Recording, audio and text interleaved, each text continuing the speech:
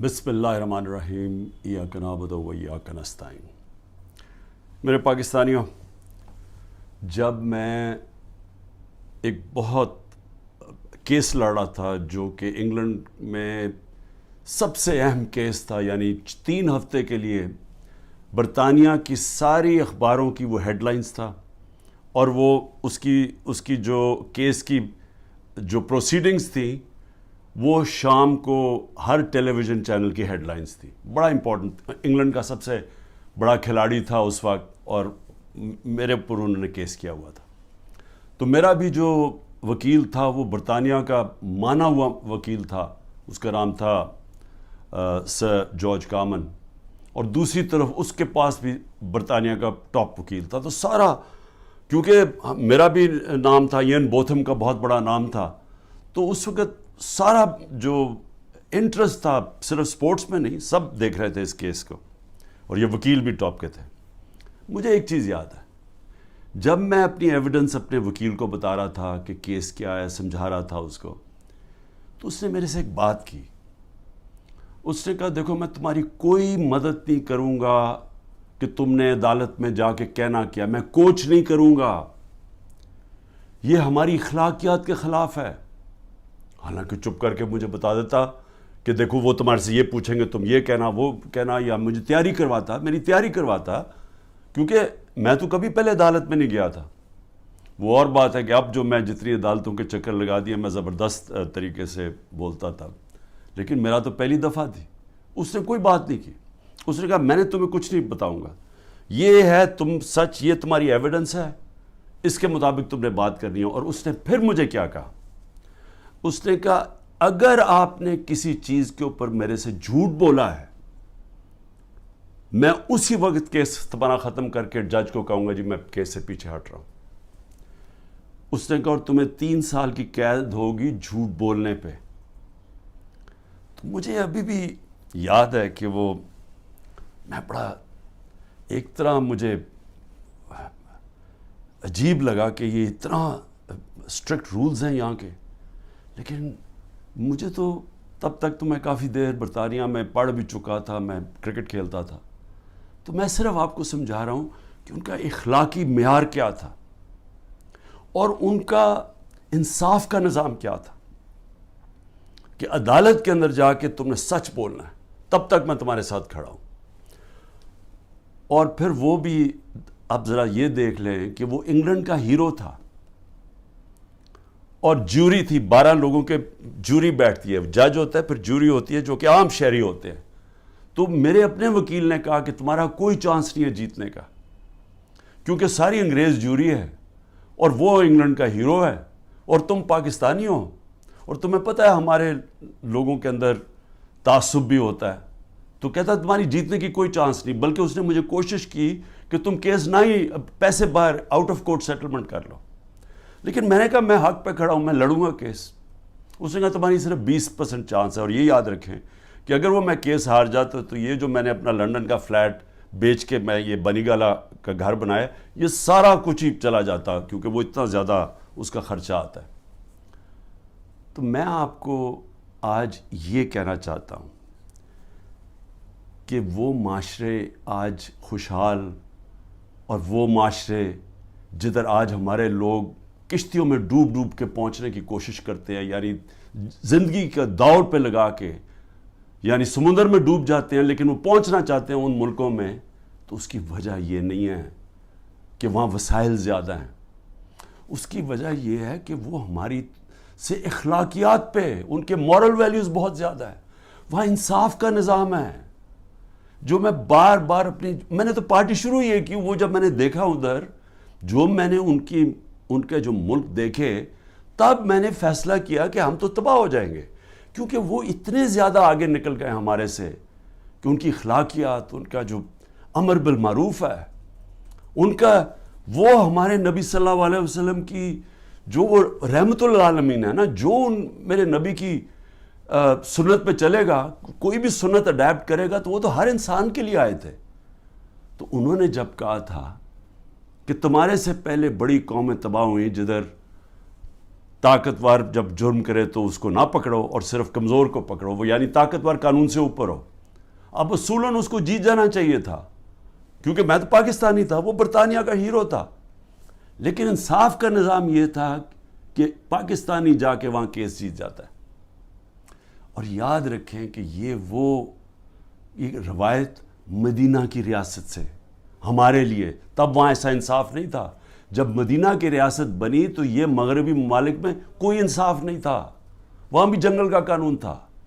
ہم مسلمانوں کے اندر میرے نبی صلی اللہ علیہ وسلم نے وہ انصاف کا نظام لے کے آئے تھے کہ حضرت علی ایک یہودی شہری سے، جبکہ وہ خلیفہ وقت تھے، کیس ہار جاتے ہیں کیونکہ قاضی ان کے بیٹے کی گواہی قبول نہیں کرتا۔ سوچے حضرت علی کا کیا مقام ہے، لیکن انصاف کا نظام دیکھیں، اور ایک اقلیت ایک خلیفہ وقت کو سے کیس جیت جاتی ہے۔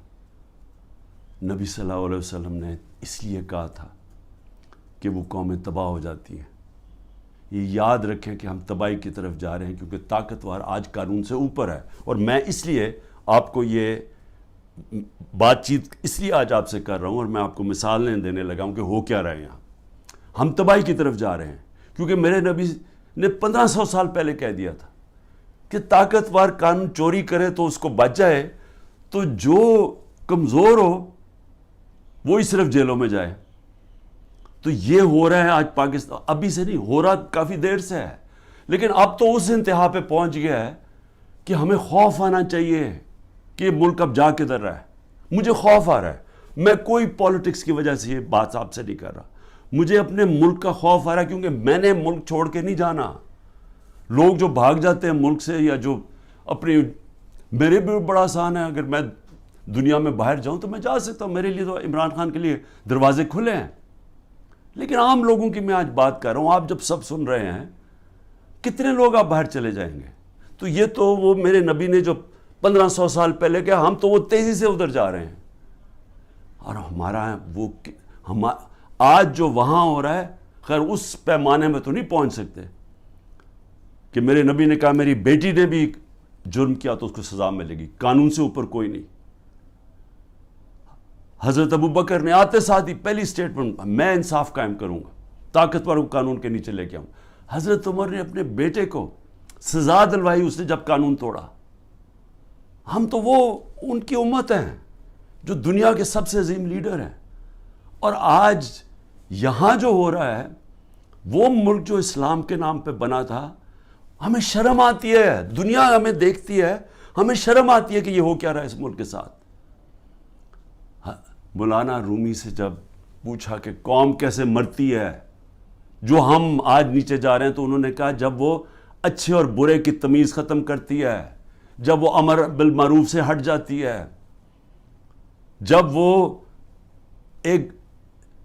طبقہ جو ملک کا سب سے بڑا جرم کرنے والا طبقہ ہے، جب اس کو ہم اوپر بٹھا دیتے ہیں، کیونکہ ایک آدمی فیصلہ کرتا ہے بند کمروں میں، تکبر سے بھرا ہوا، پاور اتنی اس کے پاس، وہ بڑے زور و شوروں سے فیصلہ کر رہا ہے کہ جناب عمران خان کو ہٹا کے تو میں نے ان کو، اور شہباز شریف سے تب سے اس کی بات چیت چل رہی تھی جنرل باجوہ کی۔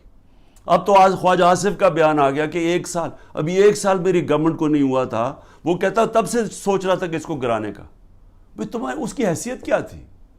الیکٹ کر کے میں آیا ہوں، پبلک کے ووٹ سے میں آیا ہوں، ذمہ داری میری ہے، لیکن اس نے فیصلہ کر لیا۔ اور یہ یاد رکھیں کہ یہ جو آج ہو رہا ہے یہ ملک کے ساتھ، یہ سب سے بڑا جنرل باجوہ اس کا ذمہ دار ہے۔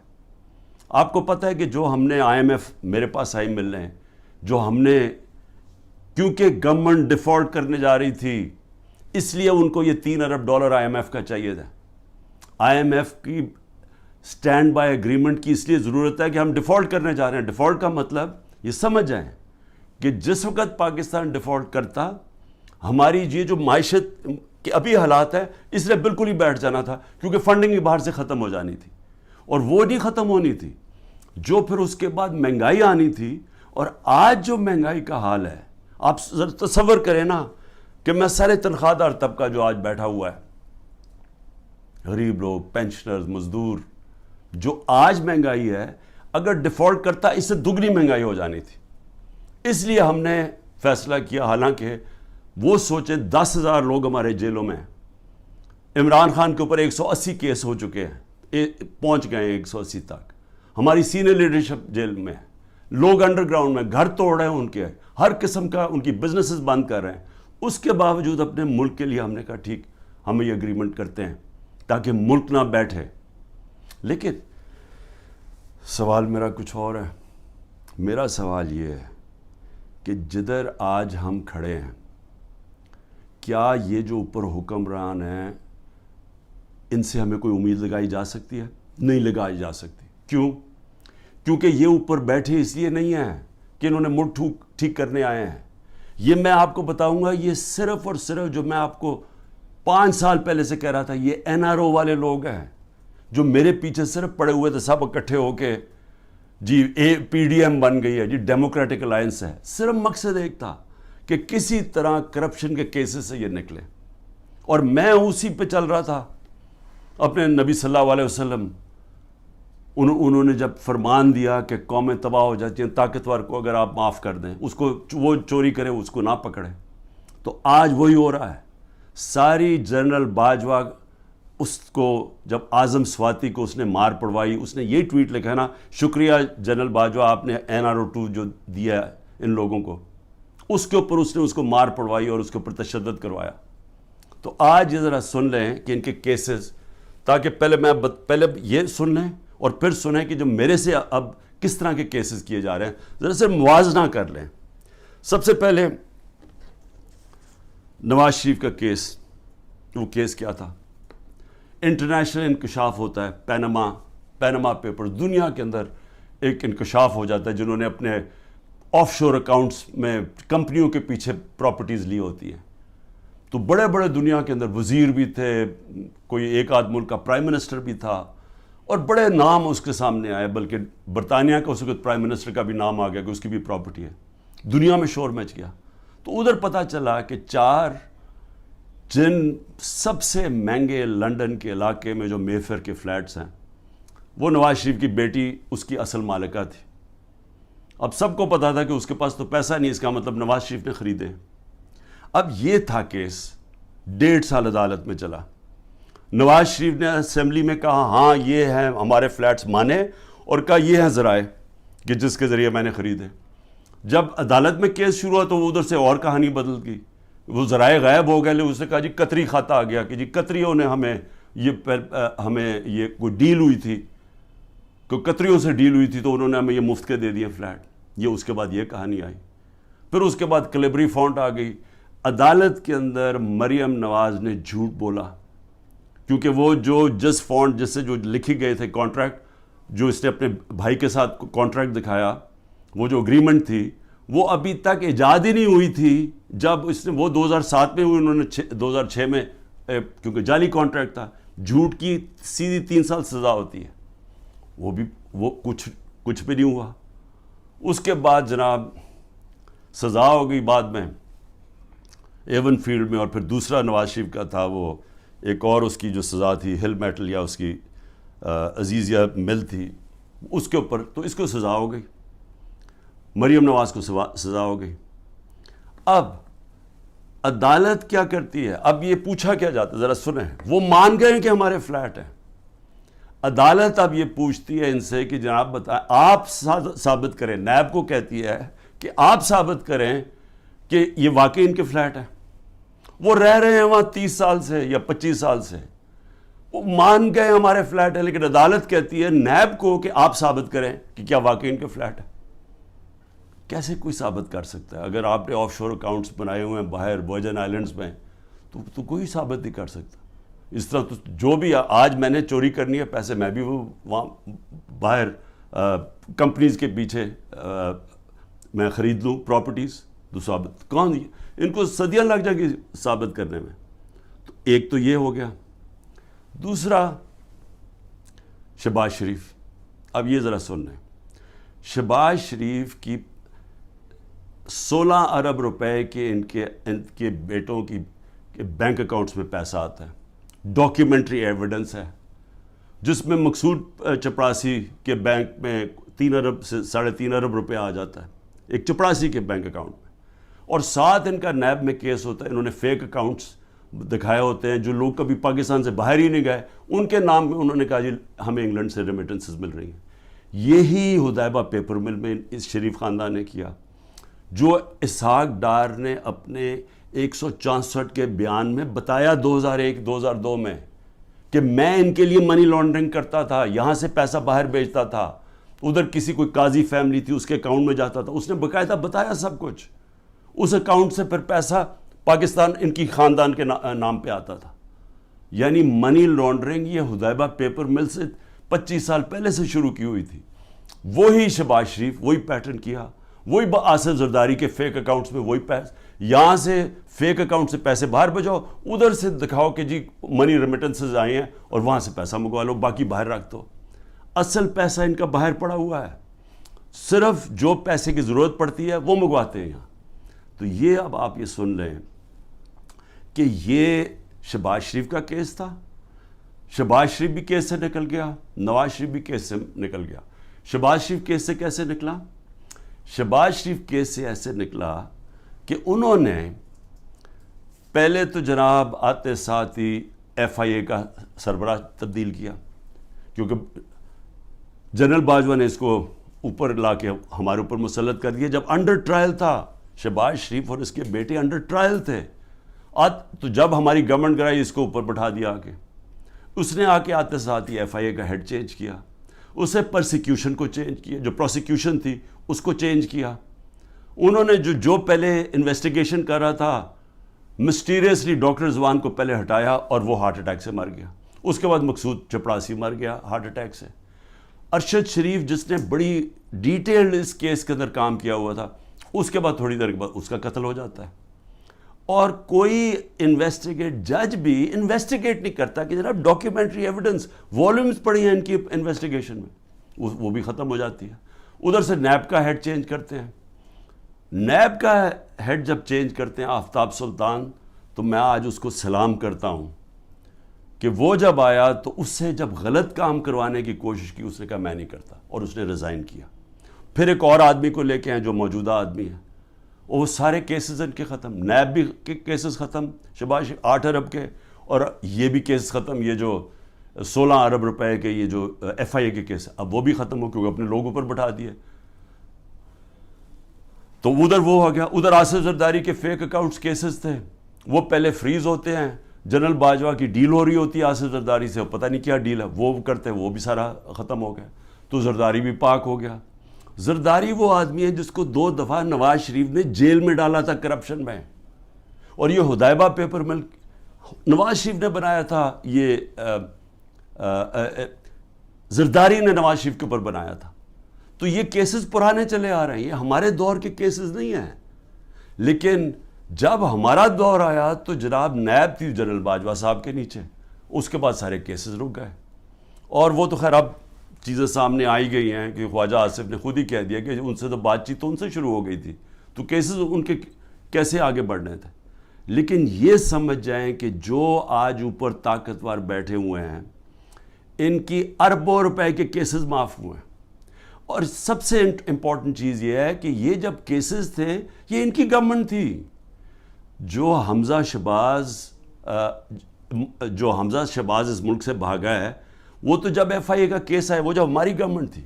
لیکن جب نواز شریف کے بیٹے یہ ملک سے بھاگے ہیں تب تو ان کی گورنمنٹ تھی، کیونکہ ان سے پوچھا کہ جناب یہ مہنگے آپ کی پراپرٹیز کدھر سے آئیں.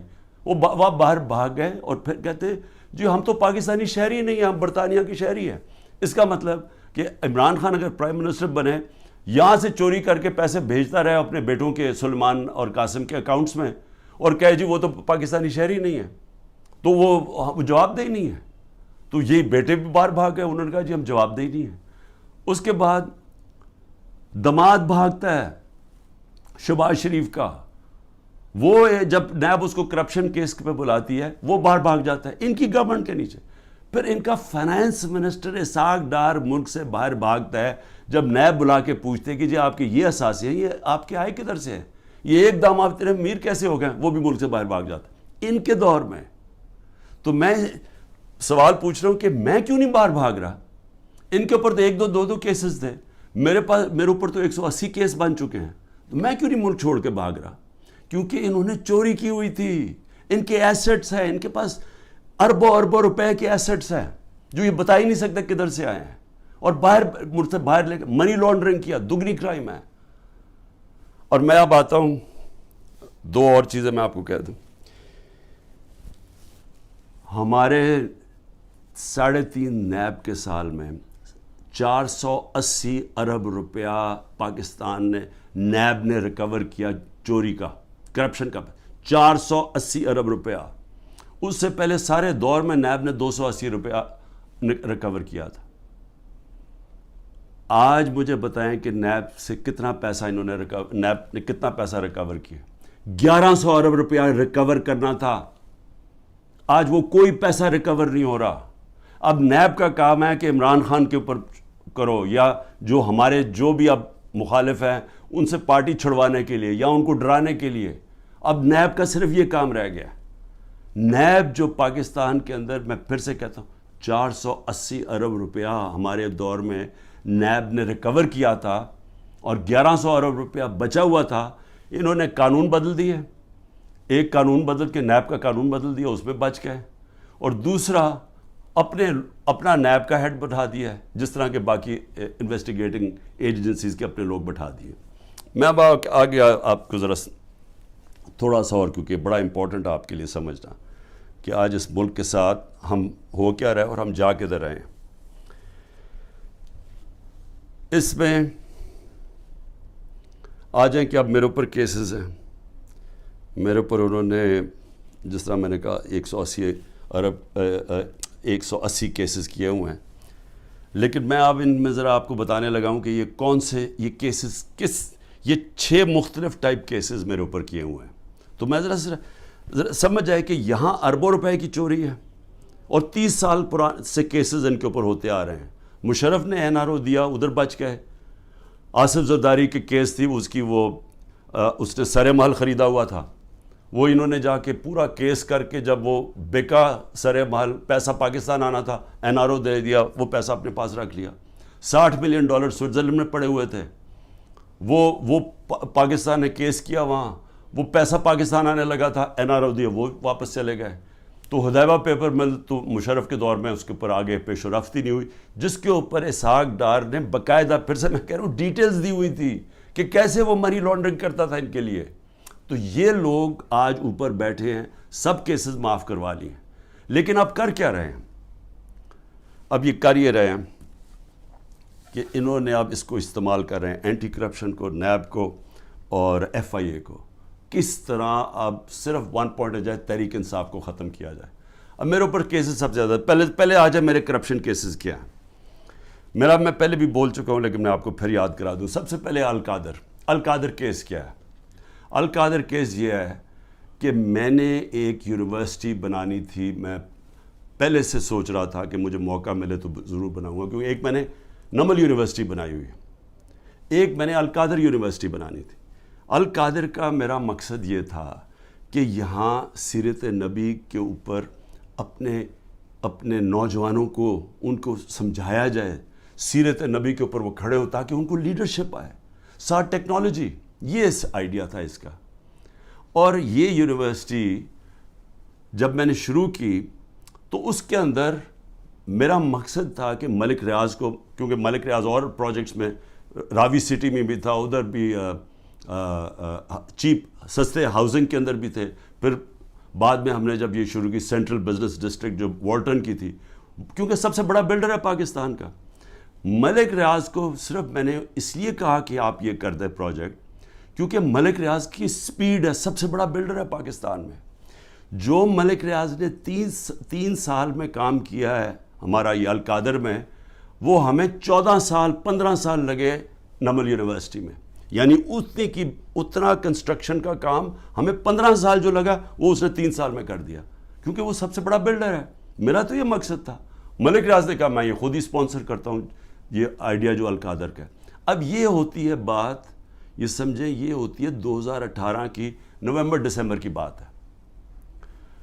اس کے بعد جب وہ اس کی اوپننگ شروع, اس کی جو سٹون لینگ ہے وہ مئی میں شروع ہو جاتی ہے. مئی 2019 میں.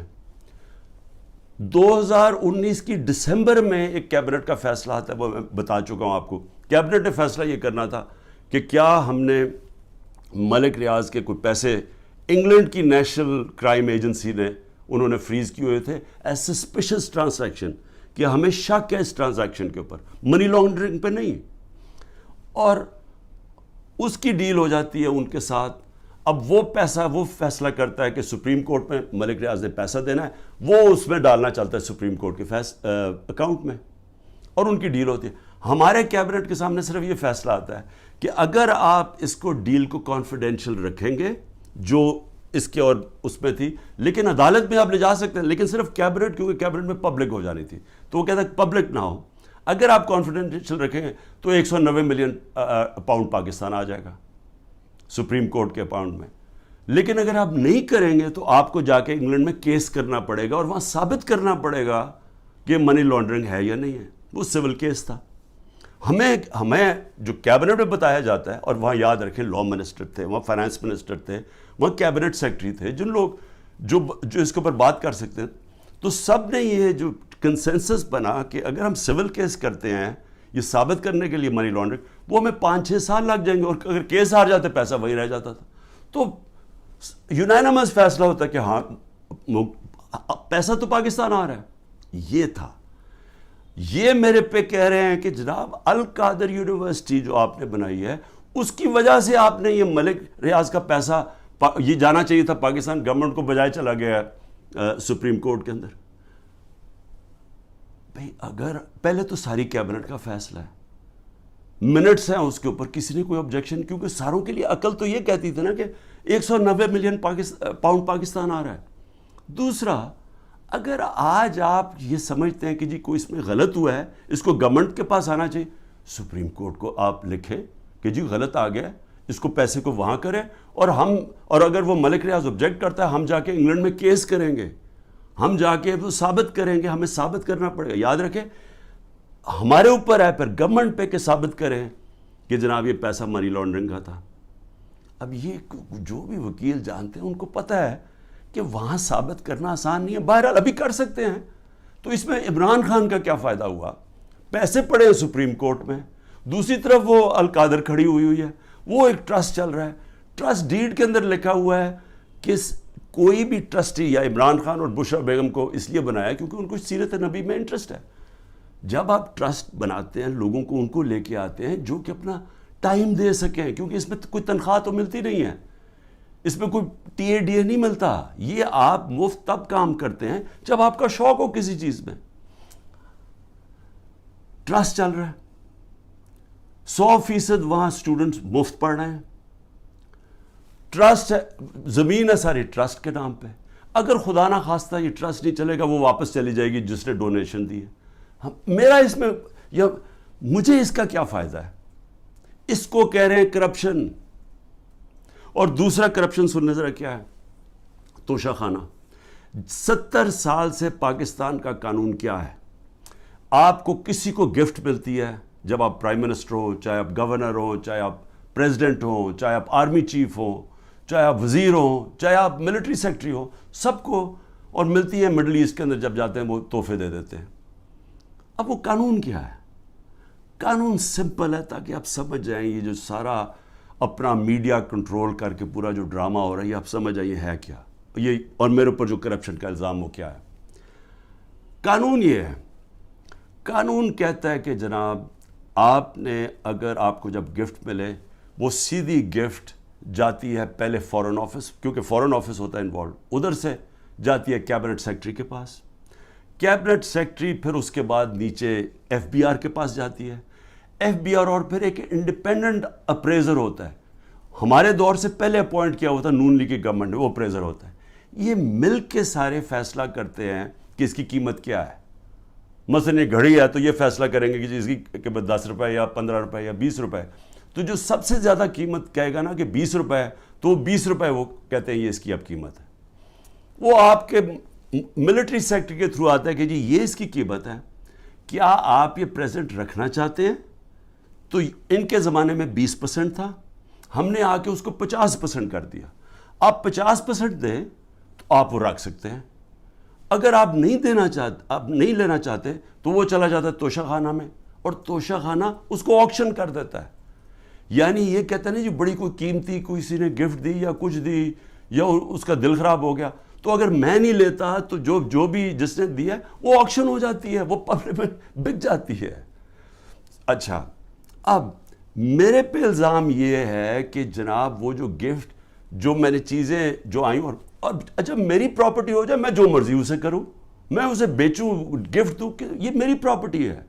کبھی آج تک 70 سال میں کسی سے پوچھا ہے کہ جو آپ کو گفٹ ملی آپ نے اسے کیا کیا؟ کبھی کسی سے پوچھا آج تک؟ تو ان کو ایک چیز, جی عمران خان نے گفٹ وہ سستی لی توشہ خانہ سے, بھئی وہ کیبنٹ سیکٹری بھی اویلیبل ہے, وہ ایف بی آر کے لوگ بھی اویلیبل ہیں, وہ اپریزر بھی اویلیبل ہے.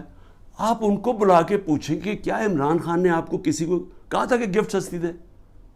میں چیلنج کرتا ہوں, مجھے کوئی ایک آدمی ملٹری سیکٹری کے تھرو گیا, کوئی مجھے بتائے کہ کیا میں نے کبھی کسی کو کہا ہے کہ مجھے کم قیمت پہ دو. تو وہ لوگ بیٹھے, اگر وہ کہہ رہے ہیں کہ انڈر ویلیو, تو ان سے پوچھیں, میں اس کا کیسے ذمہ دار ہوں؟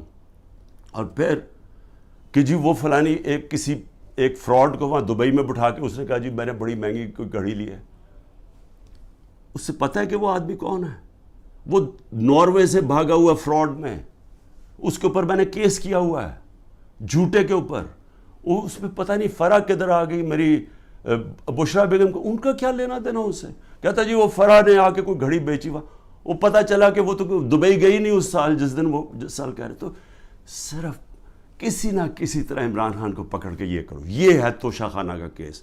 اور اگر کسی کو پکڑنا ہے توشہ خانہ کیس میں, تو اس میں مریم نواز پکڑی جاتی ہے, نواز شریف پکڑا جاتا ہے, اور آصف زرداری, کیونکہ انہوں نے وہاں سے مہنگی گاڑیاں توشہ خانہ میں سے انہوں نے وہ گاڑیاں خریدی اور سستے قیمت پہ. وہ خرید سکتے ہی نہیں تھے, کیونکہ توشہ خانہ میں گاڑی آپ نہیں لے سکتے.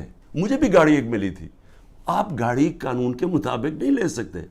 ان تینوں نے بھی گاڑی, اس نے زرداری نے 3 گاڑیاں نکالی, نواز شریف نے ایک مہنگی گاڑی پہلے 9 سال چلائی, اور اس کے بعد جا کے جب یہ یوسف رضا ہے تب اس نے ڈکلیئر کی, اور اس کی پھر ایک قیمت ادا کی. اور مریم نواز نے ڈکلیئر ہی نہیں کی توشہ خانہ میں ایک گاڑی جو کہ ابو دھابی سے رائل فیملی سے ملی, اور وہ اس نے جا کے پھر آگے بیچ دی.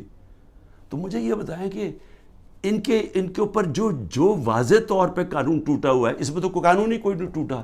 مجھے بتائیں میں نے کیا اللیگل چیز کی ہے؟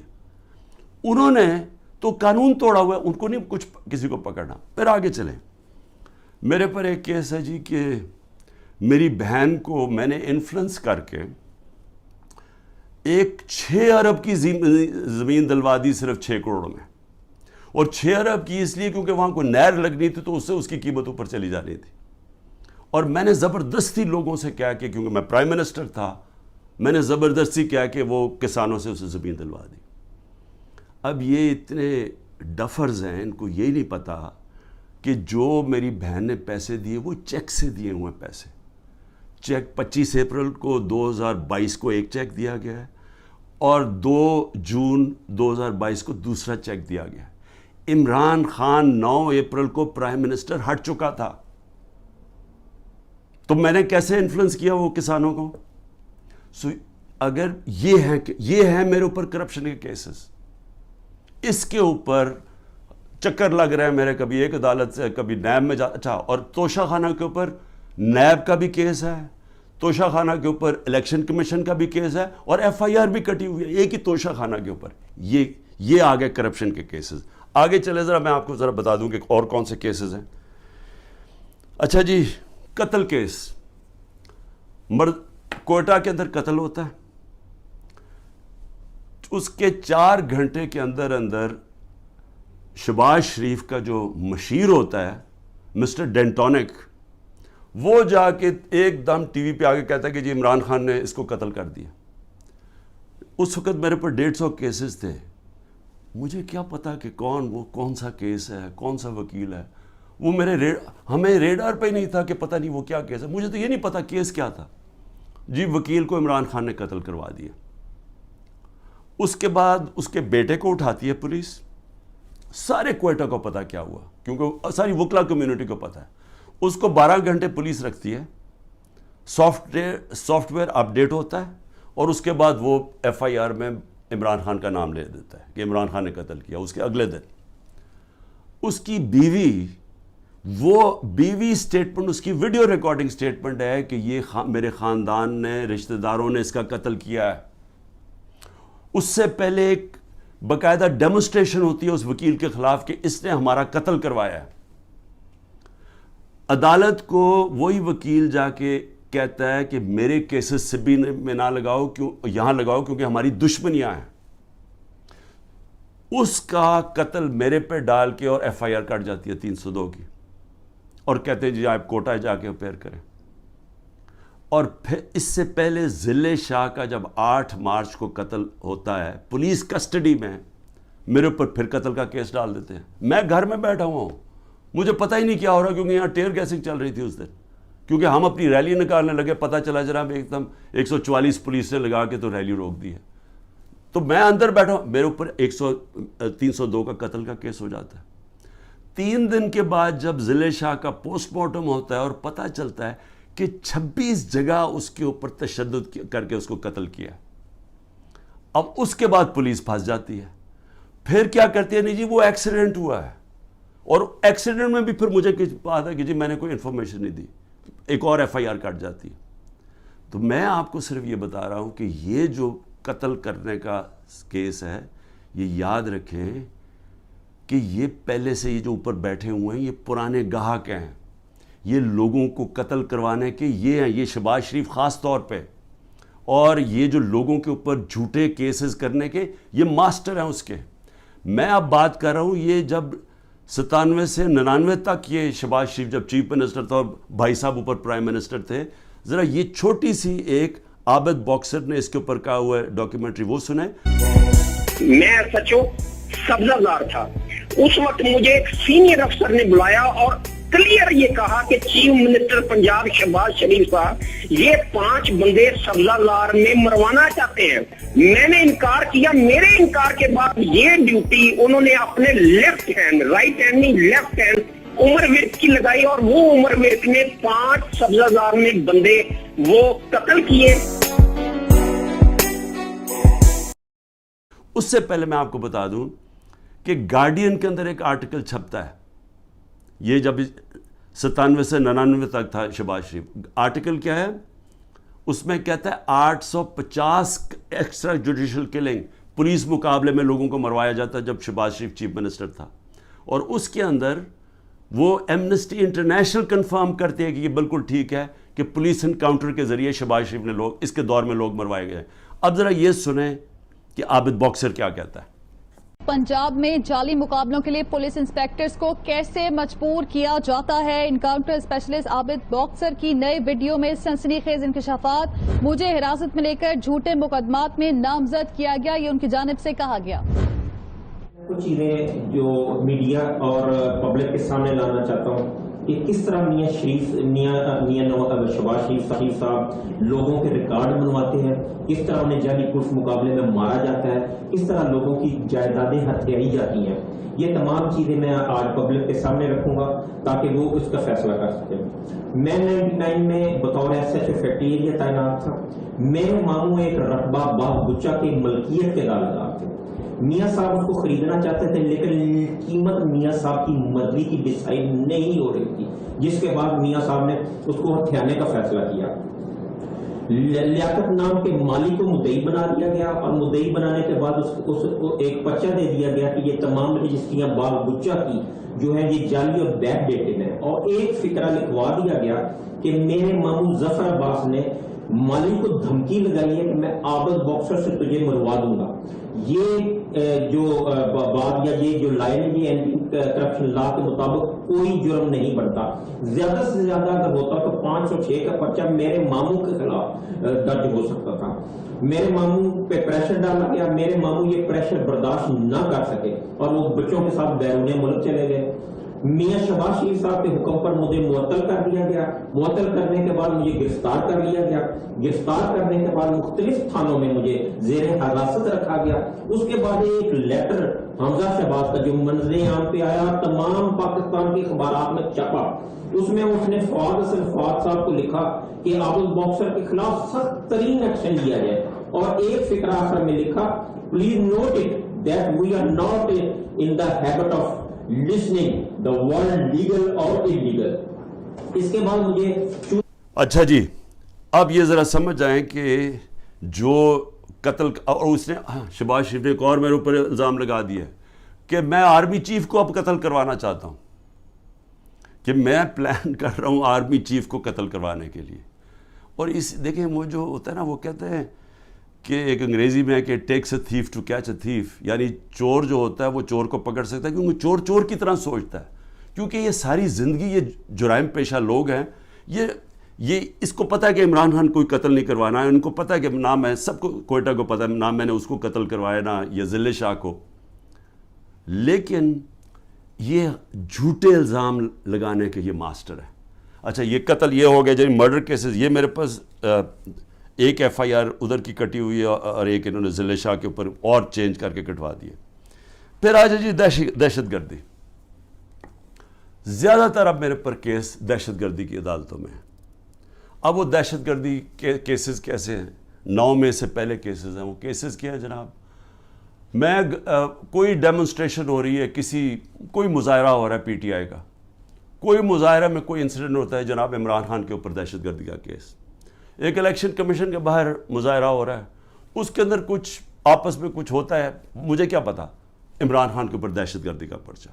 مریم نواز کی ویڈیو ہیں سب کے پاس کہ یہ جا کے یہ جب اس کی پیشی ہوتی ہے نیب کے اندر تو پتھراؤ کرتے ہیں نیب کے اوپر. گاڑی بھری ہوتی ہے جس میں پہلے پتھر لے کے جاتے ہیں, پتھراؤ ہوتا ہے. کوئی کیس ہوا اس کے اوپر, کوئی دہشت گردی کا کیس ہوا, کوئی کیس ہوا. تو کچھ بھی ہوتا ہے, کوئی ڈیمونسٹریشن کی عمران خان کے اوپر دہشت گردی کا. اچھا پھر 9 مئی آ جائیں. اب 9 مئی کے بعد میرے اوپر ایک اور بارش ہوگی کیسوں کی. اب ہر روز کوئی نیا کیس آ جاتا ہے کہ وہ جو میاں والی میں وہ جو جہاز جلایا گیا تھا, وہ اس میں بھی عمران خان کے اوپر دہشت گردی کا کیس ہے. ساری جگہ کیسز آ گئے. اب یہ پہلے 9 مئی کو کلیئر کر دیں. 9 مئی کو پاکستان کے سپریم کورٹ نے کہا کہ جو عمران خان کو 9 مئی کو اغوا کیا گیا تھا وہ غیر قانونی اور غیر آئینی تھا. یہ سپریم کورٹ کا فیصلہ ہے. اب مظلوم میں ہوں, مجھے اٹھایا جا رہا ہے ایک دہشت گرد, ایک مجرم کی طرح, وہاں سے ڈنڈے مار کے. رینجرز نہیں, کمانڈوز تھے, کیونکہ جو میرے 4-5 کمانڈوز تھے ان کو وہ تو ایک دم پہچان گئے کمانڈوز تھے.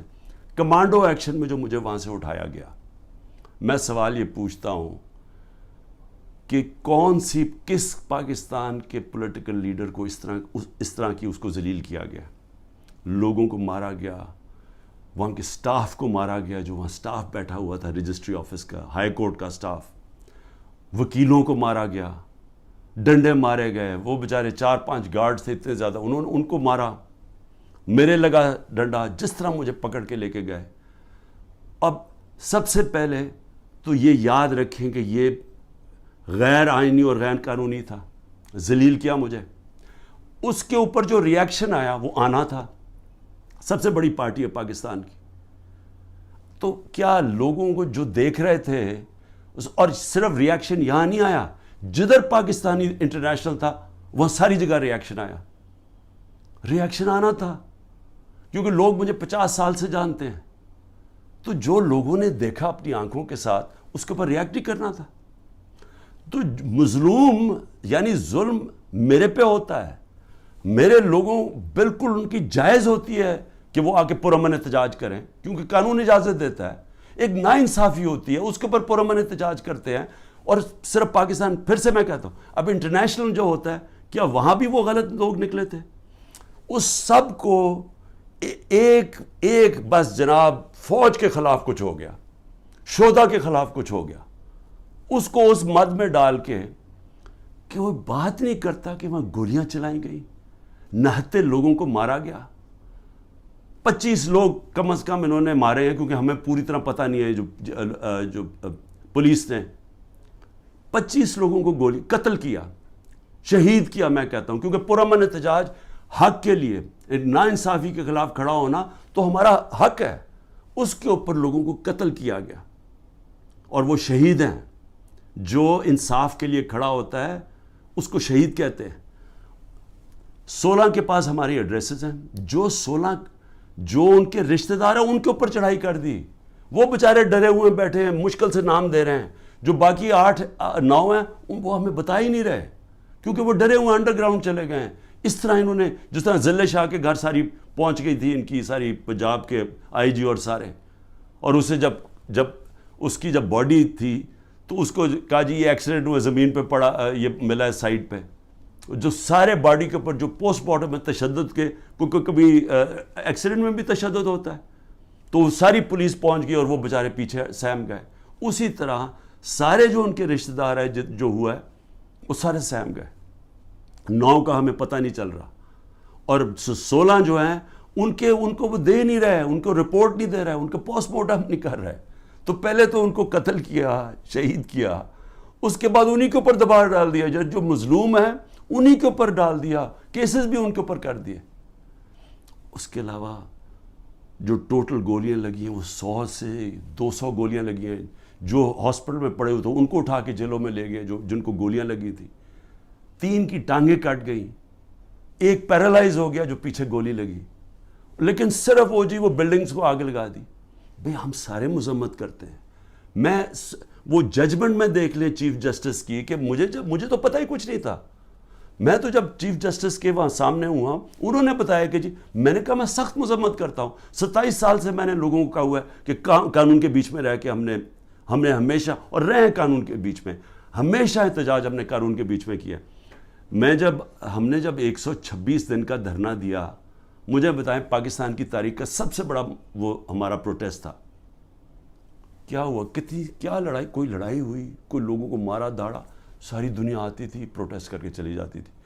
میں نے کوئی 70 جلسے کیے پاور سے نکلنے کے لیے. سب تاریخ میں سب سے بڑے جلسے ہوئے ہیں. کوئی بتائیں کوئی کسی قسم کا انتشار ہوا. مجھے گولیاں لگیں تو کوئی بلڈنگ جلائی گئی. تو یہ جو ہوا ہے, ہم بار بار کہہ رہے ہیں کہ جی اس کی انڈیپینڈنٹ انویسٹیگیشن کروائیں. ہر چیز کی ہمیشہ انڈیپینڈنٹ انویسٹیگیشن ہوتی. ہمارا کچھ سن ہی نہیں رہا. ہمارے پاس جو ایویڈنس ہے کہ یہ لوگ اندر گھسائے ہوئے تھے جنہوں نے جا کے یہ جو جلائی ہیں, میں چیلنج کرتا ہوں کہ یہ جو ہوا ہے کور کمانڈر کا گھر, اس کے اوپر صحیح انویسٹیگیشن ہو, آپ کو پتہ چلے گا کہ پیچھے کتنی بڑی سازش ہوئی ہے. یہ سب سے پہلے تو پنجاب پولیس آئی جی پولیس سے پوچھے. جب کیپٹل ہل کے اندر واشنگٹن میں جب ٹرمپ کے سپورٹرز چڑھ گئے, سب سے پہلے انہوں نے پولیس چیف کو خارج کروایا, اس سے فارغ کیا. تو اس سے کیوں نہیں کوئی پوچھ رہا؟ اوپر سے یہ کہہ رہے جی عمران خان ملٹری کورٹ میں, یہ عمران خان اس میں ملوث تھا.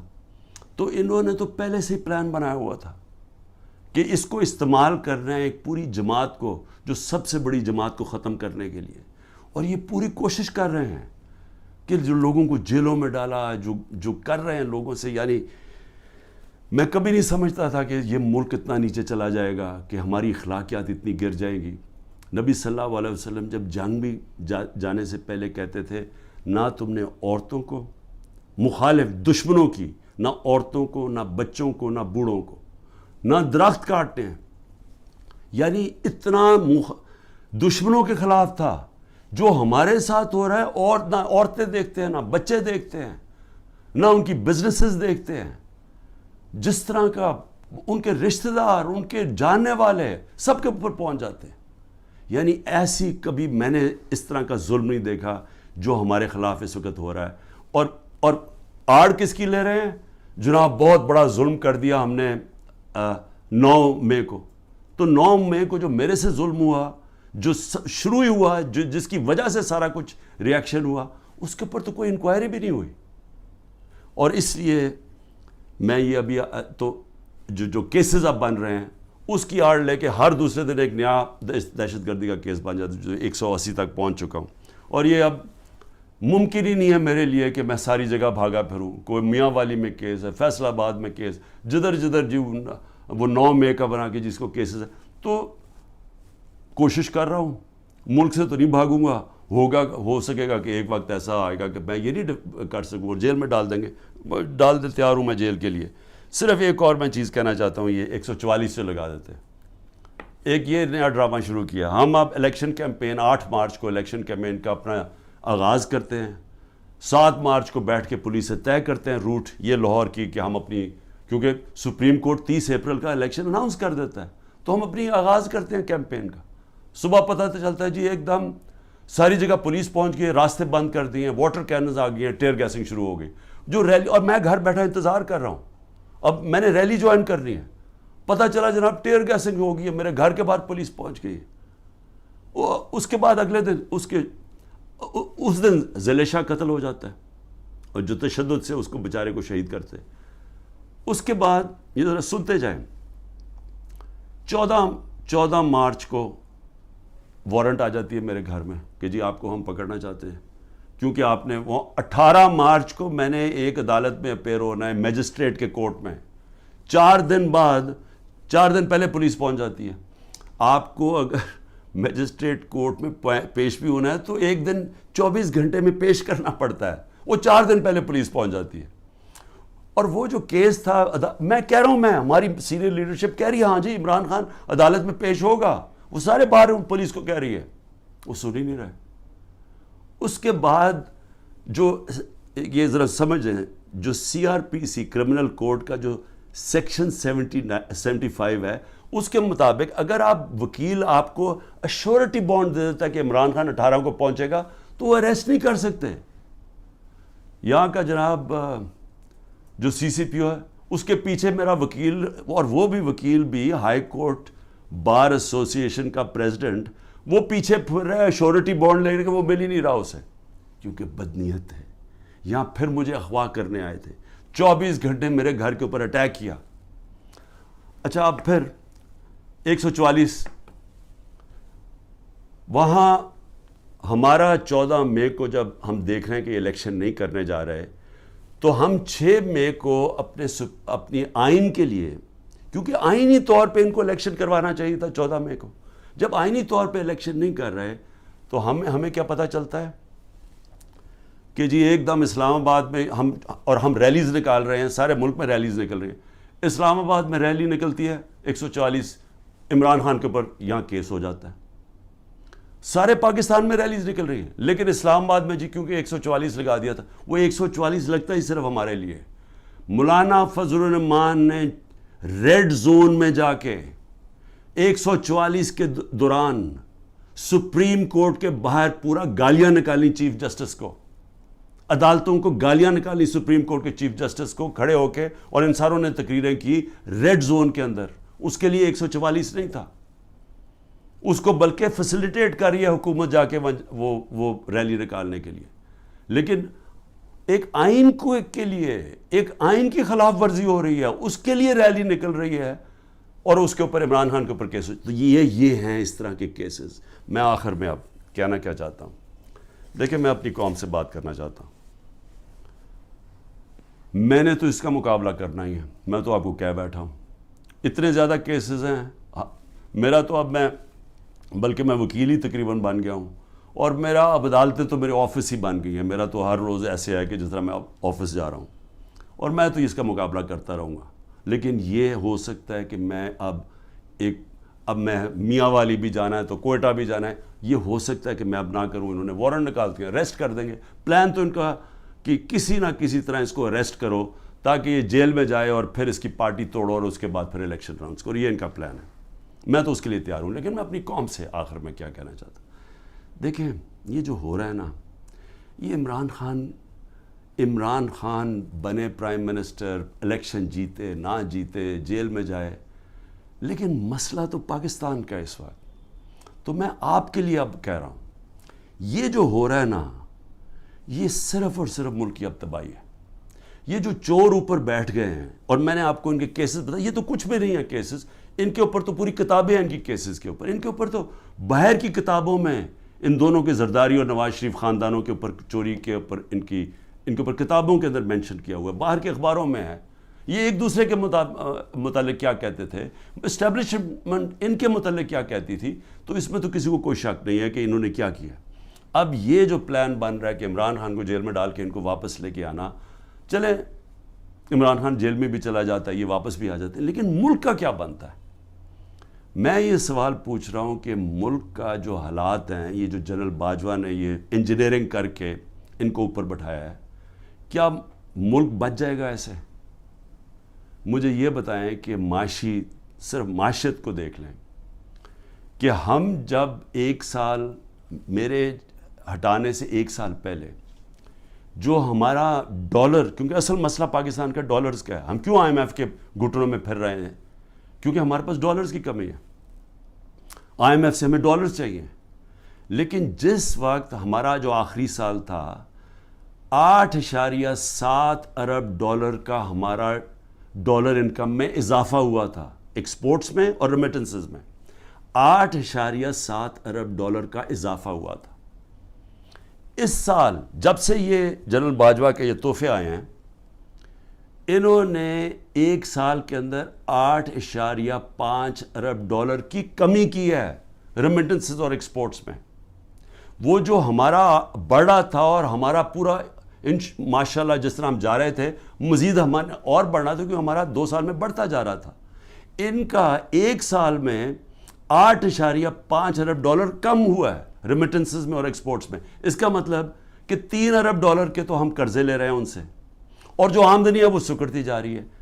اگر ایک گھر کے اندر آپ کے اوپر قرضے چڑھتے جا رہے ہیں تو آپ آمدنی بڑھا کے قرضے واپس کریں گے نا. اگر آمدنی آپ کی کم ہو رہی ہے تو قرضے آپ نے کیسے واپس کرنے؟ تو یہ ہے تباہی کی طرف. بے روزگاری بڑھ رہی ہے, مہنگائی بڑھ رہی ہے, تنخواہ دار طبقہ پس گیا ہے, عوام کو سامنے کچھ نظر نہیں آ رہا. جو اس ملک کے قابل لوگ ہیں وہ باہر جانے کا سوچ رہے ہیں. 9 لاکھ پروفیشنلز ملک چھوڑ کے چلے گئے ہیں کیونکہ ان کو امید نہیں نظر آ رہی. کیونکہ امید یہ جب ان شکلیں دیکھتے ہیں جو دبئی میں بیٹھ کے گدوں کی طرح پاکستان کی بندر بانڈ کر رہے تھے, وہ لوگ پاکستان سے مایوس ہو گئے ہیں. آگے نظر کچھ نہیں آ رہا. اوپر انصاف کا نظام جس ملک میں یہ ہو کہ یہ چور اوپر بیٹھ کے اپنے کیسز اربوں روپے کے 1100 ارب روپے کے کیس معاف کروا دیں, اور وہ جو لوگ جن کی انصاف کی تحریک جو 27 سال لے کے آئے تھے کہ جی اس ملک میں رول آف لا ہو, ان کے اوپر کیسز کی بارش ہوئی ہے. ان کے اوپر 3-3 4-4 کیسز تھے. میرے پر 180 کے قریب کیسز ہیں. کبھی ہوا ہے دنیا میں کسی ملک میں ایسے کبھی ہوا ہے؟ لیکن یہ ہو اس لیے رہا ہے کہ یہاں مجرم اوپر بیٹھ گئے ہیں. اور میں قوم کو آج کہہ رہا ہوں, میں سارے وہ لوگ جو کہ یہ غلط کام کر رہے ہیں ان چوروں کے لیے, دیکھیں اللہ نے کیوں کہا تھا کہ رزق میرے ہاتھ میں ہے؟ اس نے اس لیے کہا تھا کہ کوئی اپنی رزق بچانے کے لیے, تنخواہ بچانے کے لیے, نوکری بچانے کے لیے آپ کوئی غلط کام نہ کریں. آپ کے اوپر اللہ نے لازم کیا ہوا ہے کہ آپ قانون کے مطابق چلیں. برطانیہ میں کسی پولیس والے کی جرت, کسی اوپر آفیسر کی جرت نہ ہو کہ نیچے پولیس والے کو کہا کہ غلط کام کرو. کسی کے گھر کے توڑ کے اندر چلے جاؤ, وہاں اس کا گھر لوٹ لو, ان کی بزنسز بند کر دو. جرت نہ ہو, پولیس چیف کی جرت نہ ہو, کیونکہ اسے پتا ہوگا کہ قانون میں وہ نیچے کھڑا ہوگا کہے گا میں یہ نہیں کرتا, یہ قانون مجھے اجازت نہیں دیتا. وہاں کا اس لیے وہ کامیاب ہے ملک, اس لیے ہمارے لوگ بیچارے سمندروں میں ڈوبنے کی رسک لیتے ہوتے پہنچنے کی کوشش کرتے ہیں, کیونکہ وہاں انصاف ہے. وہاں کسی کو غلط کام کرنے کے لیے آپ حکم نہیں دے سکتے, کیونکہ قانون ہے, انصاف ہے, رائٹس ہیں لوگوں کے, ان کے فنڈامنٹل رائٹس کی ان کی عدالتیں ان کی حفاظت کرتی ہیں. یہاں پکڑ کے جس کو مرضی اٹھا کے اندر جیلوں میں ڈال دو, جس کو مرضی تشدد کرو. جو تشدد کی کہانیاں ہیں اتنی خوفناک ہیں جو یہ اس وقت لوگوں کے اوپر ہو رہی ہے, پکڑ چن کے لوگوں کو اوپر تشدد کر رہے ہیں, انٹرنیشنل لا کے اگینسٹ ہے یہ. تو جو لوگ یہ سارے لگے ہوئے ہیں, اور نیب میں بیٹھے ہیں, FIA میں بیٹھے ہیں, پولیس میں بیٹھے ہیں, جو تنخواہ دار لوگ ہیں, میں ساروں کو آج کہہ رہا ہوں کہ دیکھیں آپ اللہ کو جواب دیں. آپ یہ جو چیزیں کر رہے ہیں, آپ اپنے ملک کی تباہی کے راستے پہ ملک کو لے کے جا رہے ہیں, اور آپ اپنی آخرت بھی تباہ کر رہے ہیں. آپ کو کوئی ضرورت نہیں ہے, جب رزق اللہ نے کہا میرے ہاتھ میں ہے, آپ کو غلط کام کرنا اور گناہ کرنا کہ یہ نہ کہنا اوپر والے کو کہیں گے کہ نہیں جی میں تو کیا کرتا، مجھے اوپر سے غلط آرڈر آیا ہے. آپ کا رائٹ ہے کہ غلط آرڈرز آپ نہ مانیں. یہ آپ کو قانون اجازت دیتا ہے، جو کہ کسی بھی مغربی جمہوریت کے اندر کسی کی جرت نہیں ہے، کسی آفیسر کی جرت نہیں ہے کسی نیچلے والے سے غلط کام کروایا جائے. یہ میں صرف آخر میں اس لیے کہہ رہا ہوں کہ اللہ نے امر بالمعروف کا ہمیں حکم دیا ہوا ہے کہ اچھائی کے ساتھ کھڑے ہو، برائی کے خلاف جہاد کرو. وہ معاشرے کا بنیاد بنتی ہے، اور عدل اور انصاف اور امر بالمعروف پہ معاشرہ کھڑا ہوتا ہے. جو وہ معاشرہ اوپر جاتا ہے جو مدینہ کی ریاست میں ہوا تھا، اور اس کو جب آپ خلاف جائیں گے تو وہ آپ اپنے پھر تباہی کا راستہ اختیار کر لیتے ہیں، جو مجھے افسوس سے کہنا پڑتا ہے جس طرف اس وقت ہم تیزی سے جا رہے ہیں. پاکستان زندہ باد.